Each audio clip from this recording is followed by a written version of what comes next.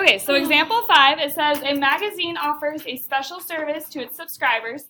If they scan the square logo shown on a smartphone, they can receive special offers from the magazine. We're going to find the area of the logo. Yes, Alexa. What's the page? 34. Okay? Yeah. All right, so the first thing we have to pick out are important pieces from our story problem. So what do you think is going to be important to know? Carly. What did you just say? You were right. We need to know that it's a square logo, okay? The shape of it is actually going to be really important. And then what are we asked to find? Gavin? We need to know the area of the logo. Okay, when we find area of a square, what formula do we usually use? What is it, Abriel? Length times width, okay? So we could do this problem 2 different ways, and I'll show you both ways so that you can kind of choose what you want to do. So in a square, since we're talking about a square, if this is the length and this is the width, what is my width? Same as the length. And how do you know that? It's a square. Squares have all the same sides, right? So if this side right here is 7a to the 4th times b, this length is a, a to the 4th big B. Okay? So now my length we said was 7a to the 4th b times, I'm going to write times like this, 7a to the 4th b. What do we do when we are multiplying? Get out your foldable if you don't already. What's the rule with our exponents if we are multiplying?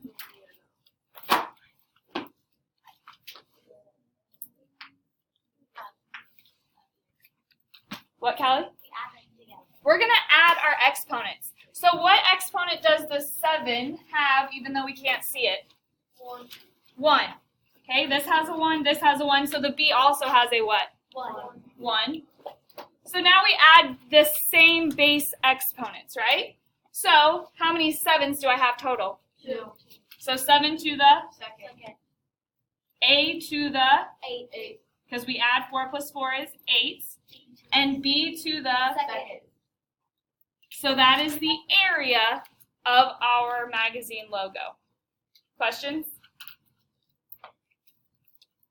Okay. If we did it a different way, which is the way that the book does it, You need to solve 7. we don't know what A is and we don't know what B is, so you're just done. Oh, the 7, that was great. So it was 7 squared, A to the 8th, B to the 2nd? Yes. So what is 7 squared? Good catch, Callie. 49, A to the 8th, B to the 2nd. That is my final answer. Great catch. Layton. Did you also just solve it inside the box? Because I looked at it and just times sometimes 7. There was nothing in it. Okay. So could you do that? I'm not really sure what you're asking me right now. If you get the same answer, then yes, you can do it your way. Okay. Okay? All right. The second way to do it is, isn't the length and the width the same? Yes. No, yes. So if I said that this is side times side, you would say that is actually S what? S squared, right? Yeah. Okay, so that's the way the book is going to do it. They're going to say S squared.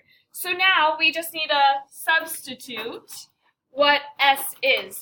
S is what? 7, 4 times B.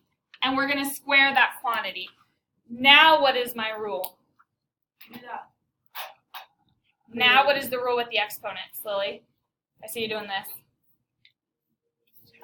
I'm going to distribute to each of my bases their exponents, right? Sure. So my 7 has a 1, my B has a 1. Now I'm going to distribute to each exponent. So are we going to add or multiply our exponents this time? You just keep saying add, multiply to see what my facial expression is going to be. Which one is it actually? Why don't we stop guessing? Look at your foldable. Look at the ones that look like this. And what does the rule say? Multiply. It says says what, Alexa? It is to multiply. What word are you looking under? What's the outside of it say? Power of product. Okay? It's the one power of product on your foldable. Okay, so we're going to multiply. 1 times 2 is? 2. So we have 7 to the second, a to the, b to the. Second. So my final answer would be what? 49. A to the 8. B to the 2. And that's my final answer. Did I get the same answer as before? Yeah. Yes. Okay. What? The S squared way. Go ahead and do that one on your own, and then check up at the board when you're done, though, to make sure we get the same answer, because we should. So I'm going to be doing it the length times width way. So it says the floor of the commons room at King Middle School is the shape of a square with the side lengths of x to the second, y to the third feet. New tile is going to be put on the floor of the room. Find the area of the floor. Okay? So if you wanted to draw it out, here's my floor. It's a square. So this side length is what? X2, Y3. Good. And this side length is what? X2, Y3. Okay. So now I'm going to substitute into my formula of length times width, because that's how you find area. L is what? X to the second times Y X- to the third. Yep. Okay, and we're going to multiply that times the width, which is, X to the second, Y to the third. okay. So now this is the product of powers rule. So, because I'm multiplying the quotient or the terms. So what is my rule with the exponents? You multiply. You add that. I heard both. Why don't we open up our foldable? I even told you product of power. What do you do? Oh, product Product of powers. Open. Open your foldable. Product of powers. Product of powers. I'm saying product first. Oh. Add the exponents. Okay, so I'm going to have x to the what?